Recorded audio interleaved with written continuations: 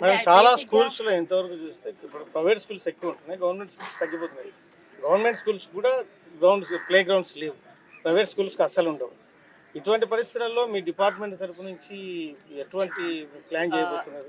Infrastructure అనేది స్పోర్ట్కి చాలా important. దానికి ఇప్పుడు లాస్ట్ ఫ్యూ మంత్స్లో త్రూ మీడియా ఓన్లీ అగైన్ మీరు చూసుంటారు, ఎన్నో కేవీకేస్, ఎన్నో స్కూల్ ఇన్ఫ్రాస్ట్రక్చర్కి కూడా మనం ఇన్ఫ్రాస్ట్రక్చర్ డెవలప్మెంట్ అనేది టెండర్ వెళ్ళి వర్క్స్ కూడా జరుగుతుంది. More than 31.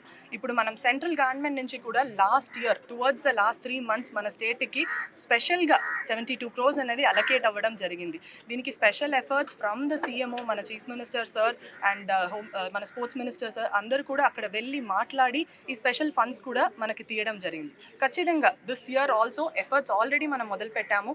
Both the state infrastructure development and the central funds మనకి ఉన్నది కూడా ప్రాపర్గా యూటిలైజ్ చేసి ఇన్ఫ్రాస్ట్రక్చర్ చేంజ్ అనేది రాబోతున్న ఒక 1 or 2 yearsలోనే ఖచ్చితంగా మనం ఆంధ్రాలో we will be seeing.